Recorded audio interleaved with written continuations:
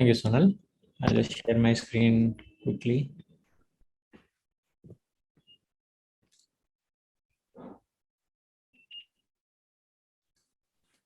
Right. So once we have seen how to, write different kinds of papers that Nilesh has nicely shown us, we'll talk a little bit about how to read a scientific paper.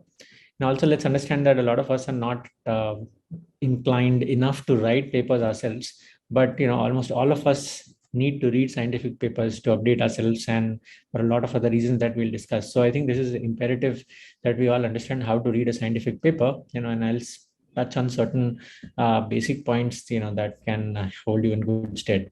So, I'm Dr. Sabyasachi Sengupta, and Sonal has already introduced to me. But because I've been an author, then I've been a reviewer, and now I'm on the editorial board of the IJO. So I think I have seen, all different sides of the picture here, and I think I'll be able to provide a certain unique perspectives on this.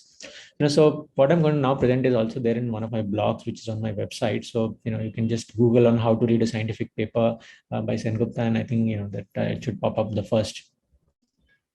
So what we'll basically look at today is the need to interpret scientific papers. There are certain very important reasons why you must all understand how to read scientific papers, and then we'll actually see how to read the paper. Then a little bit about how to critique the paper. Then I'll introduce you to some checklists, and then we'll conclude.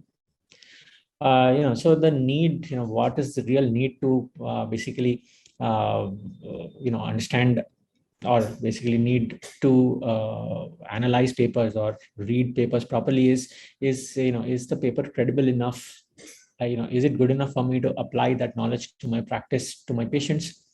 Sometimes equipment purchase, your how much to invest and return on investments can also depend upon the validity of that instrument. And then actually you can find gaps in literature and then do it yourself. So we'll take a quick look at some of these. So first and foremost is, you want to apply new knowledge to patients in your practice and bring it, ahead of, everyone else. Like Nilesh said, you want to stay ahead of the curve. So, but then it's important to bring these newer treatments earlier with enough confidence, isn't it? So if you bring something, new, but then it phases out, then, you don't want to look like, that you didn't do your research enough. So it's important that, if only the paper is good, then you should be able to, translate that into patients. Uh, Also, I think interpreting a paper is a very important part of being a successful practitioner. That's because you actually understand all the pros and cons of some of the treatments that are going to become available or are available, and then you can effectively, bring it to the table, in that manner. And remember that leaders are able to do this better than others, and hence their opinions are valued. So, I'm not saying that leadership requires this all the time, but at least in the medical arena, I think this is very important. Also, if you read a paper casually and apply results to patients, your outcomes may not match your expectations, leading finally to unhappy patients, right? So this is a downside of, half-heartedly reading papers and then not doing the exact thing that has been mentioned, and then finally ending up with unhappy patients. Also, so many new equipments are available nowadays, and the cost of one is higher than the other. So you may want to upgrade to a new machine or purchase expensive equipment based on validation studies. Say for example, there was a technology called the Zepto, which was for making capsular X's, but then it has gradually phased out. There was this, there are so many different lasers like the SLT, or so many. There was a carbon dioxide laser which was touted as the next big thing in glaucoma, but all of these actually gradually phased out because most of them are not validated. And so this is a major decision that most of you will have to face sometime or another, isn't it? So making the best decision based on the best science is of paramount importance, in addition to other considerations, such as how much it's going to cost and how soon are you going to get a return on what you have invested. So many new things like gene therapy, so many newer drugs for macular degeneration and others are coming up. So it's important that you understand it right from the horse's mouth, right? So applying brolucizumab after reading the Hawk and Harrier will give you a different kind of experience and also more confidence as compared to just hearing about it from one of the talks. Also, you can find gaps in literature, so you can identify and then plan your own studies if you have that inclination. And some of you may be involved in teaching programs, so you might be thesis guides, or you may become thesis guides. So it's important that keeping an eye out on gaps in literature will enable you to choose excellent topics for your students and churn out studies that can be published in the best journals. So after understanding the needs to interpret papers, we'll actually try and understand how to actually do it. So let's get started. So it's relatively simple process of, it's really a stepwise process. We'll go through some of these steps. The step one basically is to read the full text and not just the heading of the abstract. So this is really like a caveat.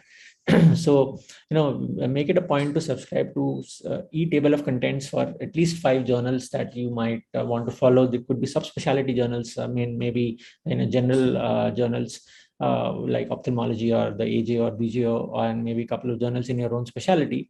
And make it a point to read at least 10 full text articles every month. Only when you get into the habit of that will you start assimilating knowledge better.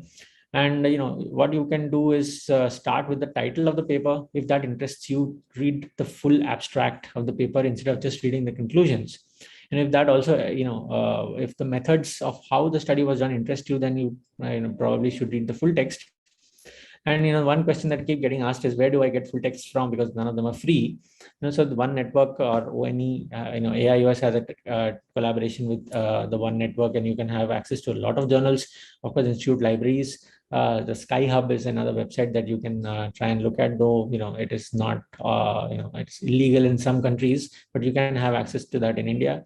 Of course, friends, seniors can send you. And remember that PubMed Central is something which hosts free articles for you to read. And then unless you go to this and check, you may never know. There's many articles, especially slightly older articles, where full texts are available without any fee. And there are so many open access journals now which have articles where you can all read them for free.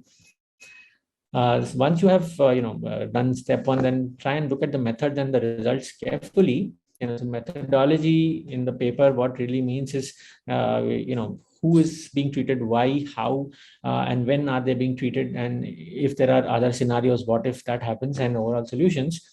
So for actual paper, what do you actually see in the methods is, first thing you look at is the inclusion criteria. And does your patient match those criteria? So your patient sitting in front of you whom you're counseling for a particular treatment, does he match those criteria? And remember that the results will be similar only if your patient is similar to those inclusions. The next thing you look at in the method section is the intervention.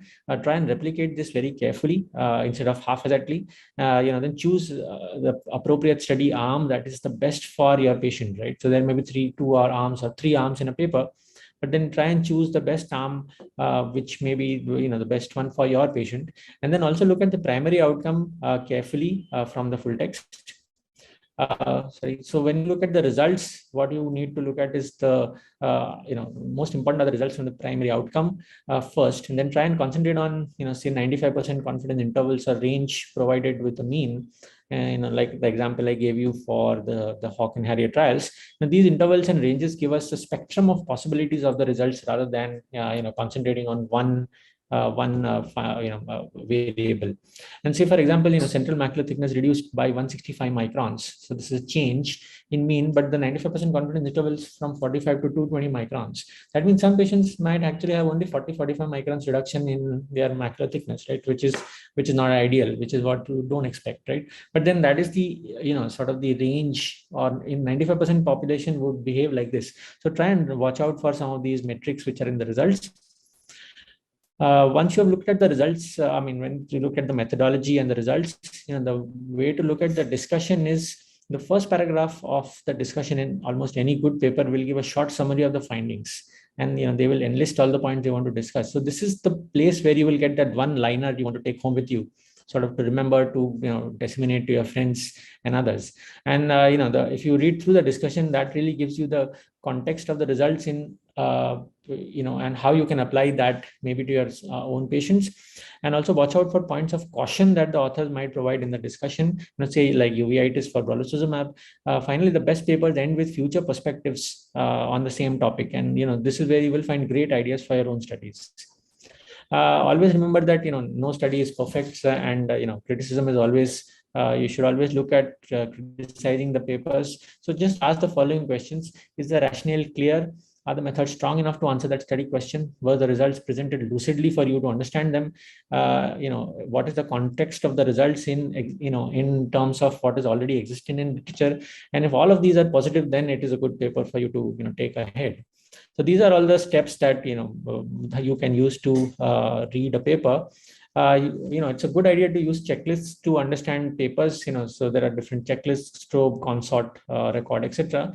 And this is all available on the Equator network, right? So Equator network, equator-network.org is a place. And this, though looks complicated, it's relatively simple, and this helps you choose the best checklist for your paper.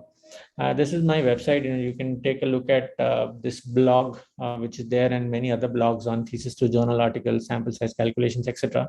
And there are some courses which are also available on my website. You can all take a look at some of these if they interest you. And there are a lot of people already enrolled, and we are seeing great results from some of the people who have been enrolled.